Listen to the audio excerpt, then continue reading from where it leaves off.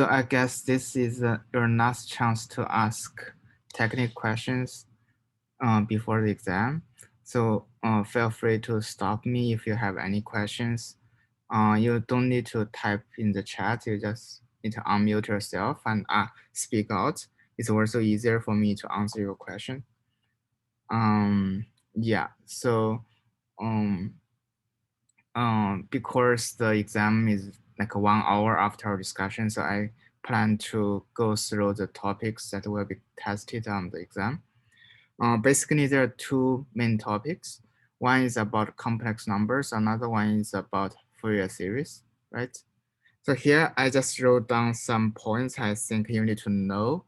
The first thing, let's go through it one by one.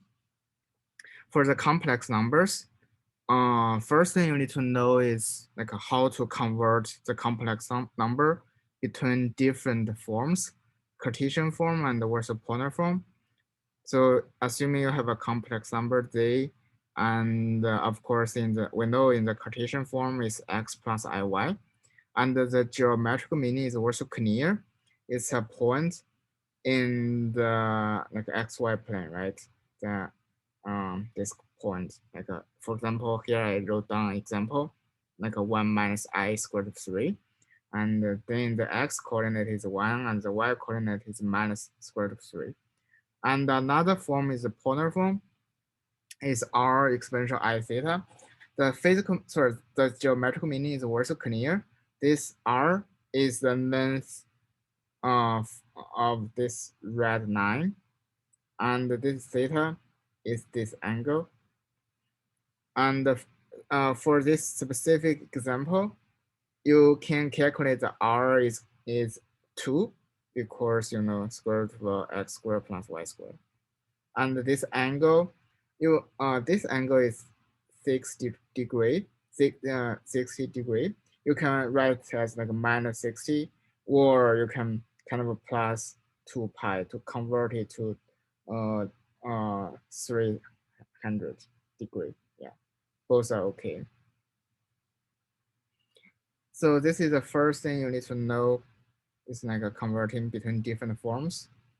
And the second thing you need to know about the complex number is to like how to find the roots of some complex number z. For example, if you need to calculate the kth root of z, we know that there are k different values. There are some steps you can follow. First, you need to write your complex number z in the polar form, and then our exponential I theta. It doesn't matter. We can add 2 pi n to the theta, right? And then you kind of take this operation, like put a 1 over k in the power, and then this magnitude is given by r to the 1 over k, and the angle is given by this form. This n is just an integer. Then k different values corresponding to n equal to 0, 1, 2, 3 to k minus 1. So here is example that we didn't get a chance to go through in previous discussion. You can say this is the complex number minus 8 plus 8 squared root of 3i. The first thing we need to do is to convert this guy to the polar form, right? And by the way, here I just sketched the idea and I really didn't do the steps like very carefully in detail. But if you wonder how to do it, you can ask me. Yeah, don't be shy. And yeah, I actually just want to quickly go through all this kind of different problems and show the basic ideas how to solve this kind of problems. And if we have time left, we can you can ask me questions. Yeah. Okay, so basically you can write this x plus iy, this Cartesian form, into the polar form, and yeah, make sure you know how to do it. Yeah, it's important. And then you just plus this kind of a 2 pi n. N is the integer, like what we said before, and you do this kind of operation.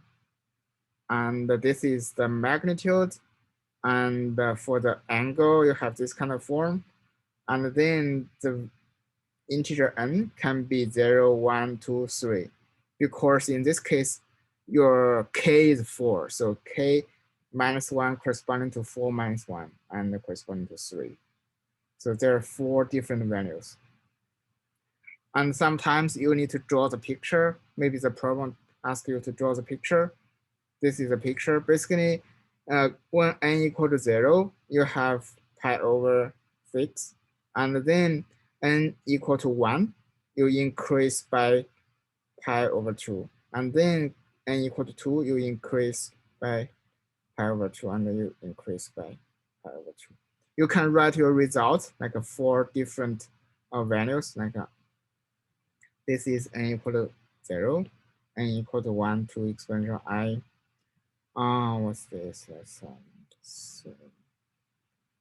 this. I think it's something like this, right? Yeah. Where does the pi 6 come from again? Oh, so, you mean this one, like a pi over 6? Yeah. Oh, it's because, okay, yeah, sure. Thanks for asking. Basically, I have a value z here, and I write in terms of this kind of polar form.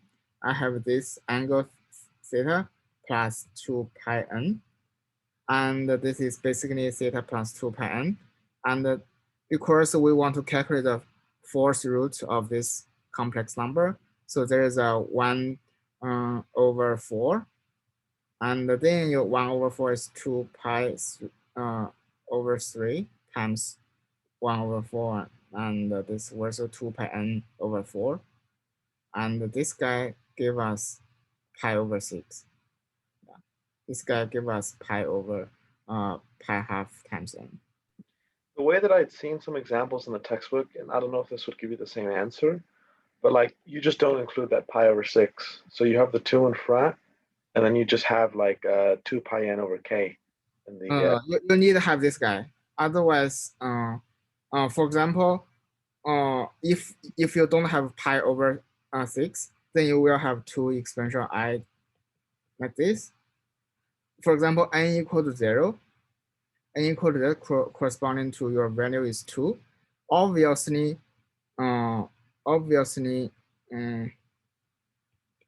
what's the original? Oops. This guy not equal to 2, right? Because 2 to the fourth is not equal to, I missed this. Yeah. There's no reason to kind of ignore, just drop this term. No, you need to keep it.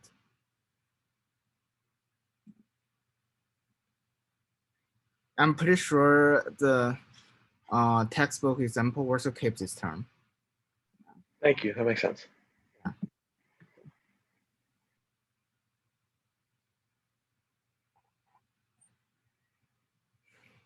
Yeah, so you can write this kind to exponential I, some value. You can do it by yourself, some algebra 3 to exponential I. And also you can, if you want, you can also write in the Cartesian form by using this, this equation, right? Okay, so this is about how to find the root. Another thing is about the geometric meaning. The most important thing you need to know is like this. If you have an expression like absolute value z1 minus z2, we know that z1, z2 stands for this stand for like 2 points on the xy plane. Then this guy stands for the distance between those 2 points. And this is also one example we did in our previous discussion section. So also quite similar to the one of the homework. Yeah, so basically the geometrical meaning of this equation is like point z, the distance from z to B point, B is 1, 0, and plus the distance from Z to another point A is minus 1, 0.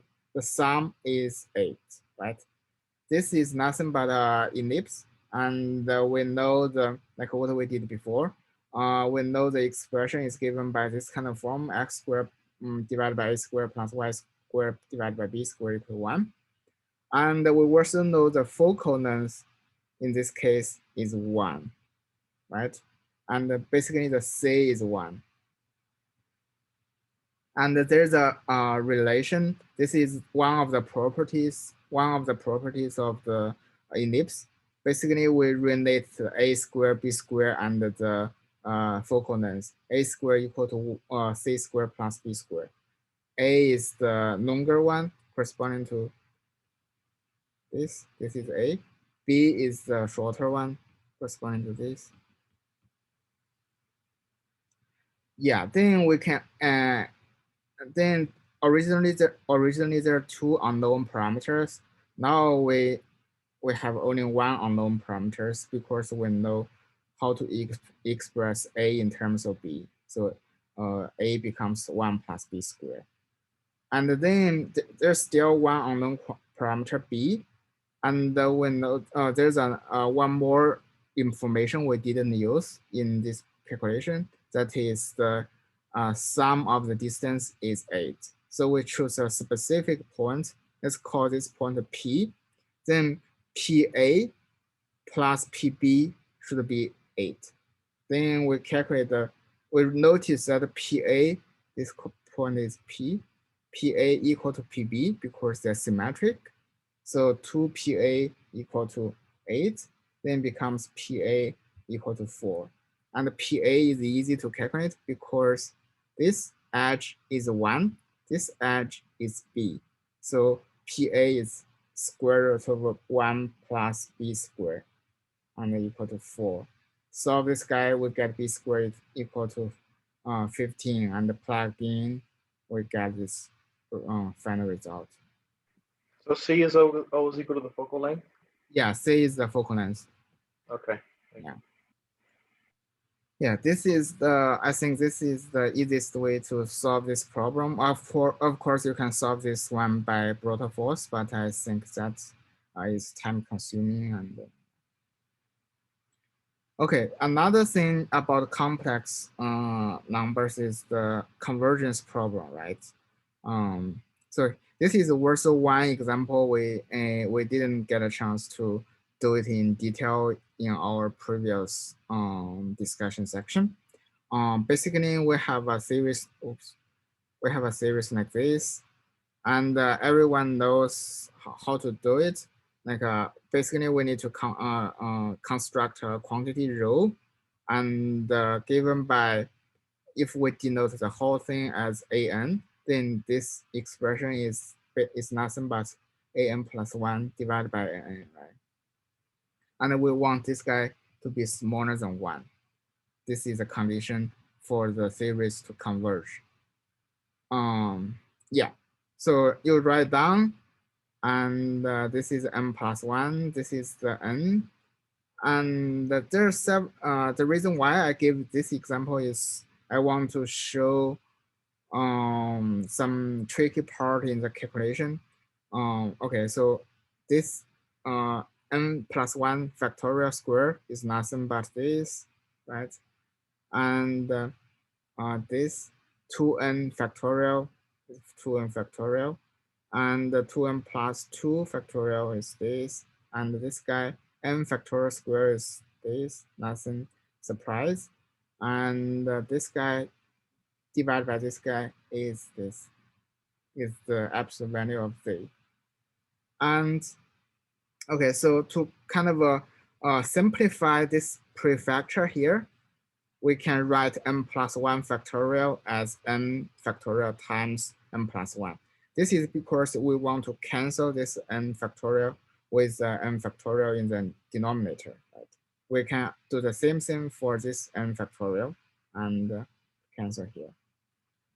And also for this 2n plus 2 factorial, we write as 2n factorial times 2n plus 1 times 2n plus 2. For the same reason, because we want to cancel this guy with the 2n factorial in the numerator. Finally, we're left with this n plus 1 squared divided by 2n plus 1 times 2n plus 2. Okay. So far, there's no approximation. Just some standard algebra, like manipulated with this kind of a factorial operation. Then in here, we will use the condition that n is infinite large. When n is infinite large, we can drop this plus 1 because plus 1 is infinitesimal small compared with the large n, right? So it becomes n squared. And the similar like logic can be applied for the denominator. So 2n plus 1 becomes 2n, 2n plus 2 becomes 2n. Then this n squared cancel with 2n, left with 4. So this is the, so here, this is the calculation I want to show you. And here I summarize the trick we use. Basically, in the large n limit, if I have a n plus b, it becomes an. So for example, 2n plus 2, we can just drop this constant, which is 2n. The same thing here, drop the 2 constant 2.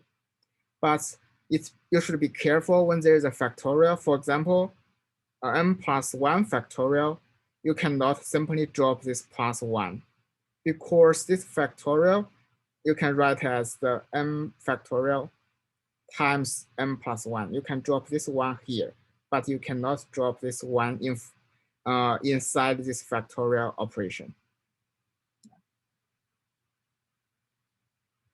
Okay, this is all I want to say about the complex numbers. A quick question. Sure, yeah. You mentioned using the convention of keeping between 0 and 2 pi. Will we be wanted to do that?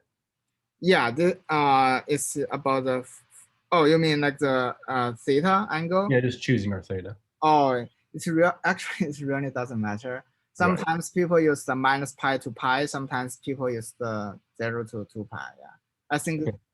Yeah, these two choices are very common, very popular, and for the second one that you did with the geometric meaning, could we also, like, I guess it might be longer. Could we also like put in x, like z is equal to x plus iy, and then solve for it that way? Yeah, sure. That's the brute force way, right? They, they equal to x plus iy, and this is z plus x, and then plug in and square, something like that, right?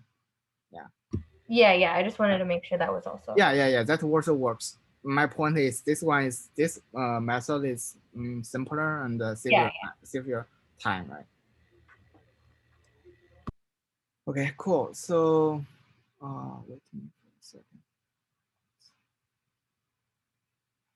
Oh, okay, sure. Yeah, let's talk about the Fourier series.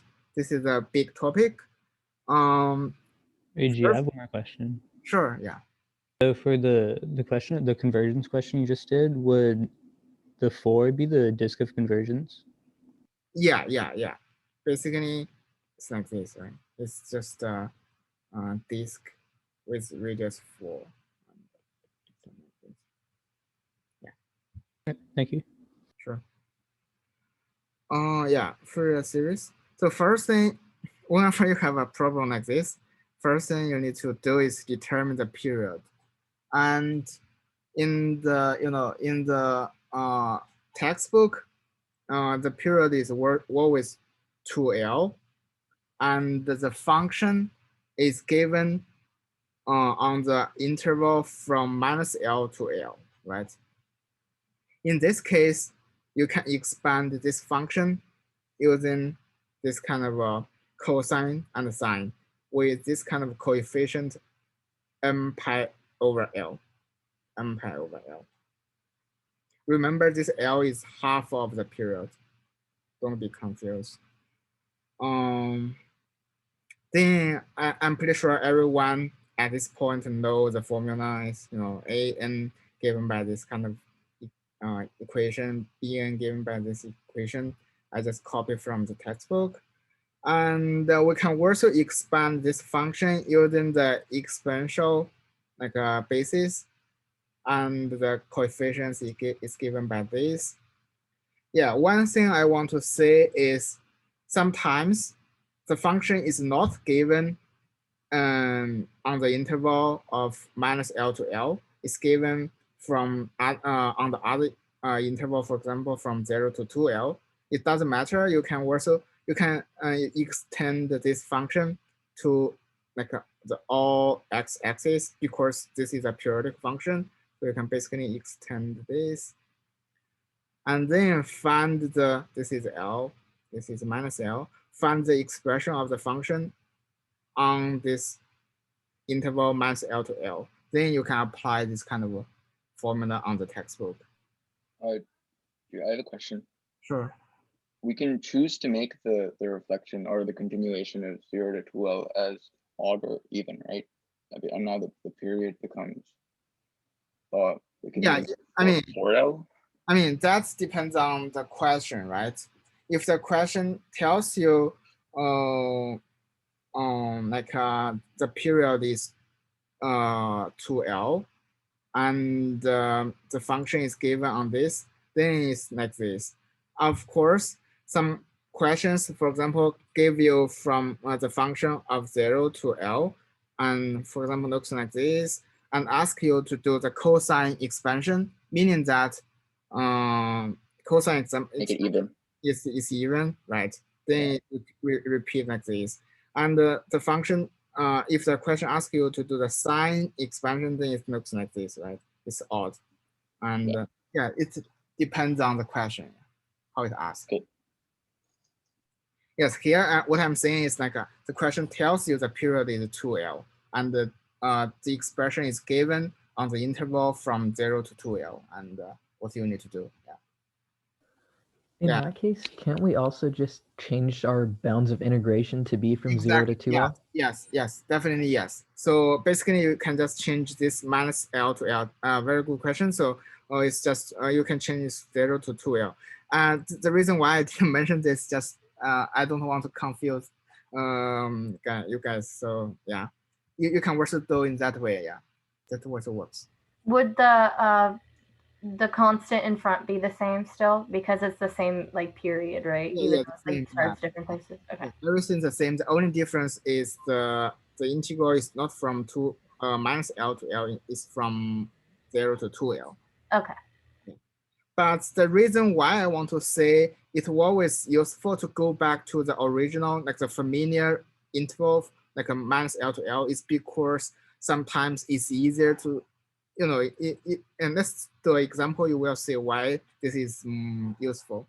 So for example, I have a function of period 2L, and I know the expression on the interval from 0 to 2L is given by 1 and -1, like this. Now I can ask you to expand this guy using Fourier series. So basically, of course, what you asked, you can do the integral from 0 to 2L and standard stuff. The good thing to convert to minus L to L is sometimes you can utilize the symmetry properties. For example, for this one, you just repeat this kind of 1 minus 1, 1 minus 1, 1 minus 1, and restrict to minus L to L. You will find this is the odd function. So the fx must look like this, bn sine n pi over L times x. Sorry, the argument is this. But it's not obvious if you look at from 0 to 2L. Then, so once you have this kind of expression, standard stuff, write down the expression for the Bn, and here I just copy the expression I wrote down above, and yeah, like this. And because they are kind of a odd function, so it becomes 2, and the integration range from 0 to L, and like this. You simplify. Here I didn't go through very carefully. I just want to show you the final result, which is something like this. And finally, you will get a series like this. The one thing I want to kind of emphasize is whenever you have this kind of factor 1 minus 1 to the nth power, you need to know how to simplify this. Of course, this kind of a sum, the series can be split into like a even or and odd, right? When n is even number, like 2, 4, like 6, stuff like that, this factor is 0, right? It's, for example, n equal to 2, it becomes 1 minus, which is 1 minus 1, which is 0. Meaning that only when n equal to odd number, the term is non-zero. So when n equal to odd number, for example, n equal to 1, say 3 and 5 and 7, stuff like that, and you will find this factor becomes 4 because 1 minus, for example, n equal to 1 minus 1, which is 1 minus 1, which is 2. 2 times 2 is 4 and becomes n pi.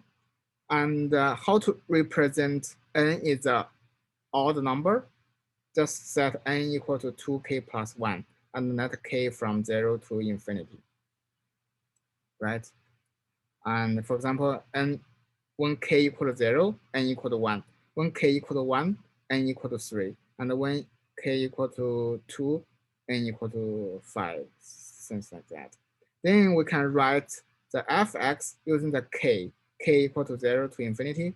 Now we replace this n with 2k plus 1 and 2k plus 1. And then it's like this. And you can write down all the terms.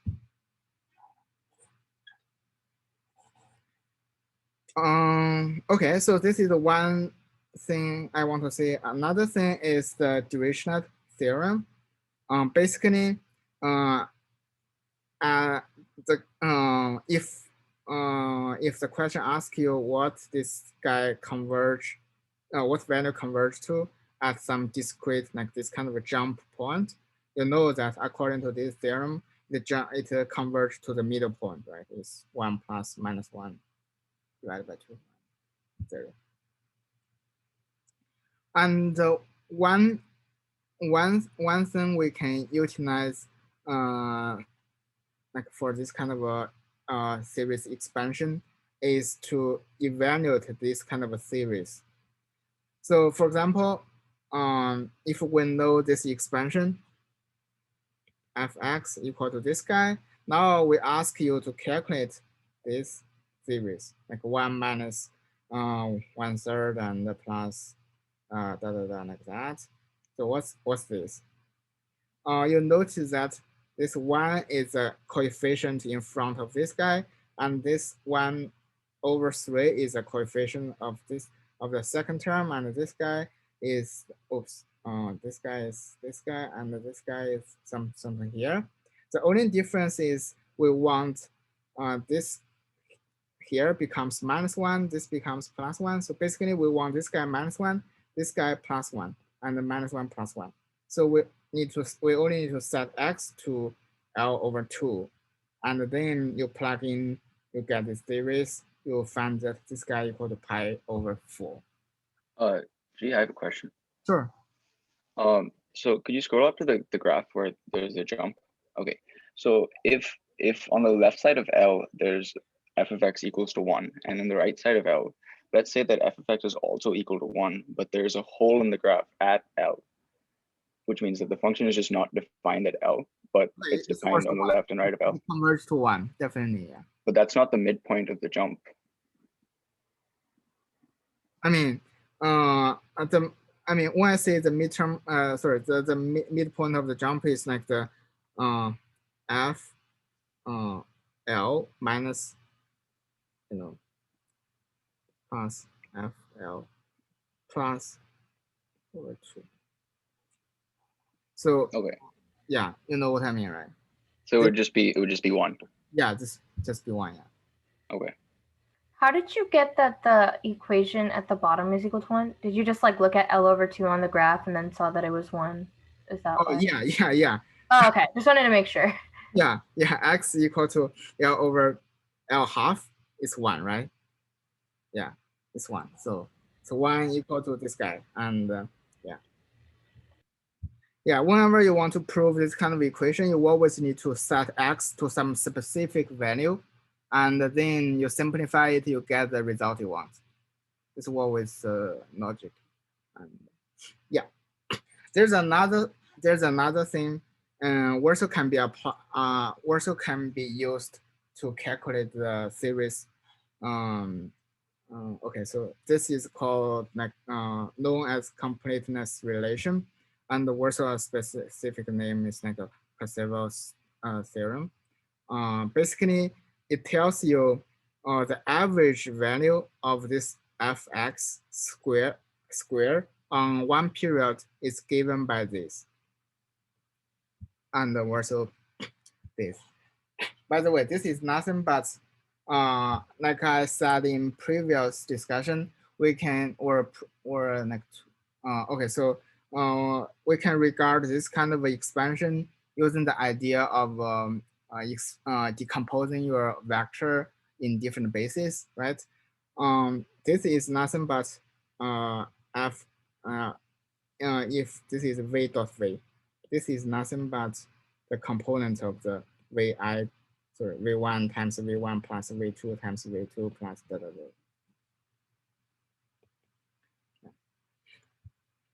Okay, this is something on the side, but okay, so the thing, let's give you an example to show how to use this guy to prove the series. So the same example, this is the same equation as we have above. I just copied here, and I just copy the answer here. Yeah. Now, if I want to, I want you to evaluate this guy. What you need to do is, first you need to notice that the first term is 1. The second term is the coefficient square. By the way, this 1 can be also regarded the coefficient square, right? This guy is also coefficient square. Once you realize that this every term in the sum is the square of your coefficients, you should immediately recognize you should apply this kind of Parseval's theorem. Yeah, and then once you realize that, it's easy. You just do the standard stuff, like the left-hand side is given by this. The right-hand side, is given by this. So here I just write in a kind of a compact form. And then you do some simplification and you get the final result. Yeah, that's what I prepared for today, but please ask me questions, and yeah, because we still have time. Yeah.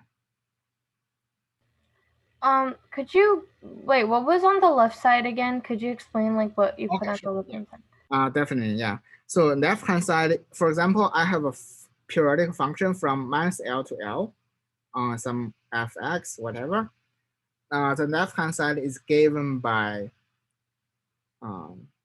minus L to L, the absolute value of this guy square dx, and divided by 2L, divided by the period, basically. Oh, so it's just the average value of the function squared. Exactly, yeah. Oh, okay, got it. Okay, thank you. Could you explain for the right-hand side how you got the 1/2n plus 1 squared from the, I'm assuming it's from the sine pi x over L, but I'm a little confused. Sure, yeah. So, okay, so let me, where is the formula? Oops. Where's the, oh yes, here, I kind of, yeah, this is a left-hand side, this is the right-hand side. Right-hand side is given by, you can see, in this case, the an is 0. They're only sine. So only this term survives, right? So the right-hand side is given by half times n to 1 to infinity bn squared, which is nothing but b1 squared plus b2 squared plus b3 squared plus like this. And 1/2. So b1 square is 1 square. b2 square is 0, right? There's no term like, basically the coefficient of this term is 0. So it's 0. And b3 square is this guy, is plus square. And the plus, you can keep going on like this. And you can write, oops, there's a, I forgot this 4 pi, 4 over pi. So there should be a 4 square over pi square, because this is the whole thing square. So it's 4 square divided by pi square. So 4 square divided by pi square. And this is nothing but summing over n equal to 0 to infinity square 2n plus 1 square. This is just a compact way to write this sum. Okay, I see. Thank you. Yeah. Then you arrive at this guy. This is basically what I have here. I had a quick question, G. Sure. So what if you're trying to find the average of a function that, like, for example, from -L to 0 is 0, and then from 0 to L is 1? Could you like work through an example of finding the average of that, or the average of that squared for the purpose of this? Oh, you mean you have something like -L to 0, some is 0, and from 0 to L is 1, something like that? Yeah, how would you find the average squared for this last term? Okay, sure, yeah, definitely. So the same expression applies from -L to L divided by the period to L. And because the value is different from in these two interval, so whenever you have this kind of piecewise function, you always need to split your integral into half, or into pieces. Okay, so just as simple as putting it into two integrals. Exactly, yeah. Okay.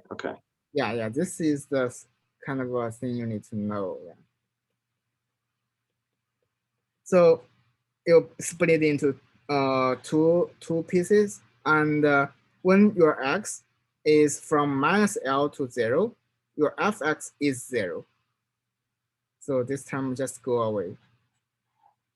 And when your x is from 0 to L, your fx is 1. So you replace this integrand with 1. So you get 0 to L dx, which is 2L, this is nothing but L, 2L, which is 1/2. Okay, perfect. Thank you. Sure, yeah. Just remember, whenever you need to do an integral from A to B, but the function on A to B is some piecewise function, you always need to split into pieces, and on each interval you do the integral and add them together. I had a question about the complex Fourier series. I saw it written in like a different way. I know you can do it from -infinity to infinity. Sure.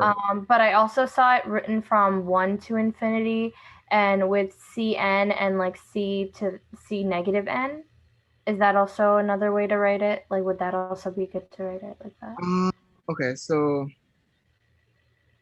let's see. So basically, what you said is like this: minus infinity to infinity, Cn exponential minus. Just let's assume the it's also from minus L to L, so it's pi over L times n, right? X, and you can write in kind of a term by term. This is infinity plus like a minus n, for example, n equal to -2 is -2 exponential I minus 2 pi Lx plus n minus 1 exponential I minus pi Lx plus 0. And the reason why there's no exponential is because exponential 0 is 1. So it's C naught times 1 is C naught. And plus C1 exponential I pi Lx and plus C2 exponential I pi L2x dot. So what's your question? So my question was that I saw someone write it like using Cn and C negative n. So they did, and then they made the summation go from 1 to infinity. So they had a summation n equals 1 to infinity of Cn e to the I pi n x over L. And then they had plus C to the negative n times e to the negative I pi n x over L. Oh, that is because your fx has some properties. For example, if your fx is real, meaning that fx complex conjugate equal to fx, then your Cn is not independent with C minus n. There's some relation, and you can, if you know the relation you plug in, that can simplify this kind of series. But in general, this is true. They are self-consistent. There's no contradiction. Oh, okay. So then it would be like 3 different parts for like the C0, the C negative n, and then the Cn.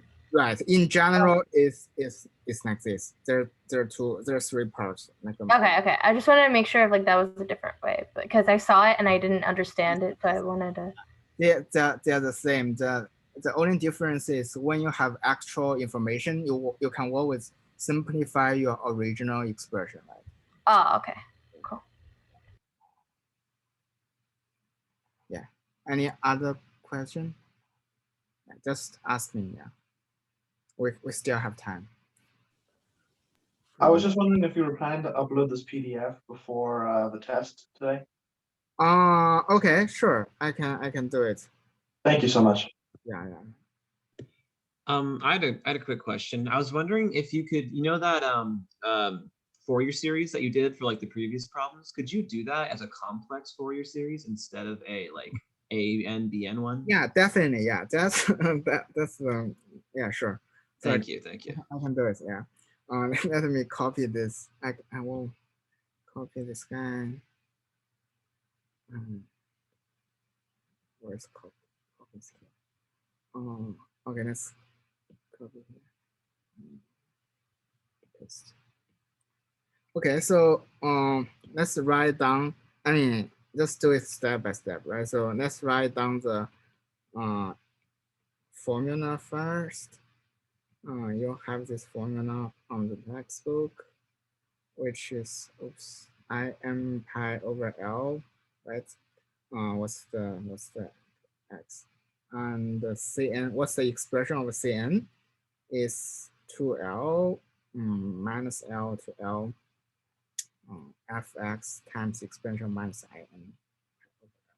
I think so. Correct me if I did something wrong. Okay, so this is like what I said, because this is a piecewise function from minus L to L, so we need to split it into 2, minus L to 0, fx exponential x dx, and plus 0 to L, fx exponential minus Im pi over L x dx. Okay. So from minus L to 0, the fx is -1, right? So it's minus from minus L to 0. X plus from 0 to L, the value is 1. So this is 1. So basically it's L from. And then you know how to do it, which is, you know how to, what's this? This is, oh my God, it's minus I n pi over L, exponential minus I n pi over L x from 0 to minus L, right? Yeah, if you, just let me know if you find I'm doing something wrong. Minus n pi L. Otherwise, I will keep doing. Or if I'm, yeah, if you're confused by some steps, just let me know. Minus Looks good to me. What? Looks good to me. Okay, cool. Yeah. L. Okay, so whenever you're doing this kind of stuff, you always notice that you have n in the denominator, meaning that from this step to this step is not true for n equals 0. Meaning that for C naught, you need to do some separate calculation. And that separate calculation is easy to do because you just need to set n equals 0. Basically, it's minus L to L fx dx, which is minus L to 0 fx dx. I mean, it's obviously 0, right? Because this is nothing but the area under this function. Area under this function, this is minus 1. Sorry, this is minus L, this is L. Minus L plus L is 0. So C naught is 0. So just always be careful when you have n in the denominator, meaning that that result is not true for n equals 0. You need to do the C naught or A naught or B naught separately. Sometimes people ignore that and the result is not correct. And I know that, okay, so simplify this. I mean, okay, so oh my God, it's kind of looks very messy. This is because your function is an odd function, so it's very natural to expand this function using the sine series instead of this complex series. So in the complex series, it may look very ugly. It's 1 minus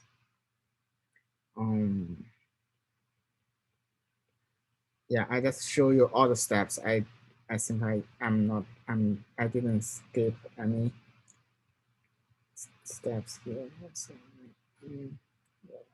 Minus 1. Okay, so let's do it. Let's do it.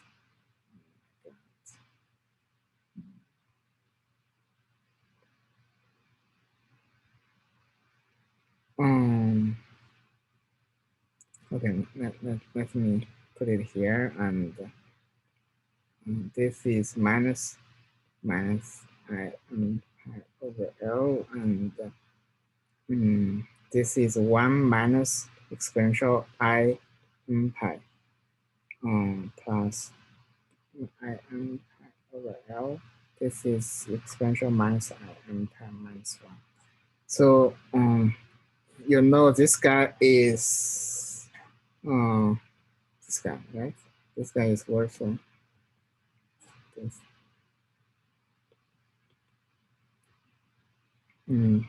Wait, how did you get the e to the I n pi is equal to negative 1 to the n? Okay, sure, yeah. That's oh wait. Oh, I think I. Oh, okay. Never mind. I think I got it. Okay, cool. That's, yeah. I mean, the quickest way is to draw the picture, right? This is n equal to 0, which is 1. N equal to 1, which is minus 1. N equal to 2, which is 1. So kind of oscillating between 1 and minus 1. Yeah. Other way is kind of use the older formula with cosine n pi plus I sine n pi. Sine n pi is 0, and cosine n pi is minus 1 to the nth power. Either way works.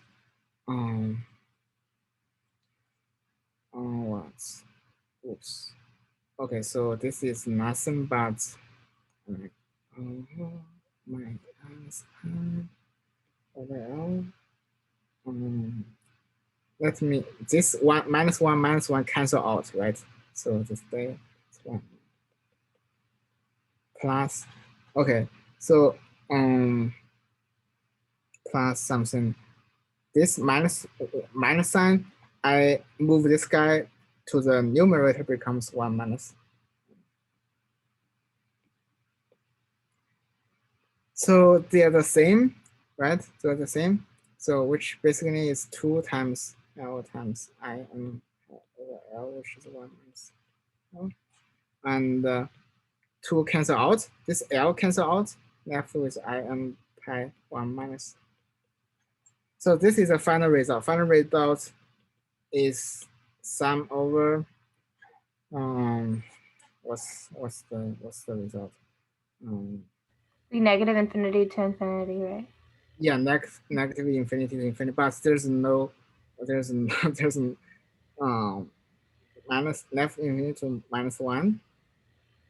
Oh, right, because C0 is equal to. Yeah, you can say if yes, n equal to 0, or the n is in the denominator, and it makes no sense. Of course, it makes sense because when n goes to 0, the numerator also goes to 0. So it's 0 divided by 0. You don't know what's the value, so you need to do this like a kind of a calculation separately, and you always need to be careful anyway. The point is when you have some n in the denominator, you know you need to do some separate calculation, and which is oops, there's another term. Oh, I haven't write it. Minus. Okay, or I can just write like this. Plus infinity exponential minus I m over Lx with n not equal to 0. Something like this. Yeah. And you can also prove this guy can, if you kind of write as Cn exponential I m pi Lx plus Cn exponential minus I plus x, which n is from 1 to infinity, which is a minus infinity to 1. You kind of combine them, you will reproduce the sign result, the sign stuff. Yeah, this is what you can prove. Yeah, but I mean, anyway, this is the result. The upper bound would be negative 1, right? For the first term? Yeah, yeah, yeah, you're right. Okay. Thank you. That was super helpful. Sure. Yeah, I think the time is up. So yeah. You'll be posting this, right, before the exam? Yeah, I will post this on I will post this on the CCLE. All right. Thank you so much. Thank you. Good luck with your midterm. I guess see you within an hour. Great. I had a quick question. Sure. There was a question, I think, on the Parseval theorem on the studies homework, and you get a result that's sine of pi n minus pi m, and basically you end over n minus m, and you basically end up with a 0 over 0 case, which produces the Dirac delta function. I don't totally understand that. I was just wondering if you could explain a little bit why the 0 over 0 case becomes 1 when n equals m. Okay, so can you repeat your expression? It's sine of pi n minus pi m. Pi m minus pi m. Yeah, that's right. Over n minus m. Okay, this will give us pi, right? When n equal to m. This is because okay, this situation is different from what we have here. Yeah. So okay, so basically you can set m minus m to x. So then it becomes sine pi x divided by x. And in the limit of x goes to 0. Okay. Yeah, you can say this is, you can do the sine Tanner expansion of sine pi x, which is, remember, sine x is given by x plus what? Plus some higher order of x cube, right? So x, so this is pi x, so it becomes pi x plus pi order of x cubed. And this is, the first term will give us pi plus limit of x goes to 0.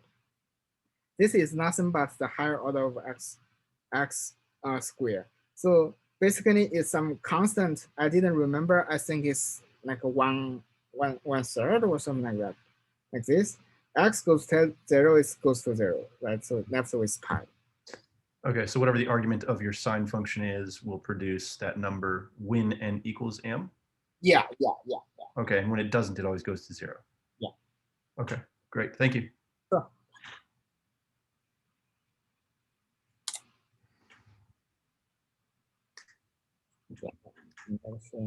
Constant.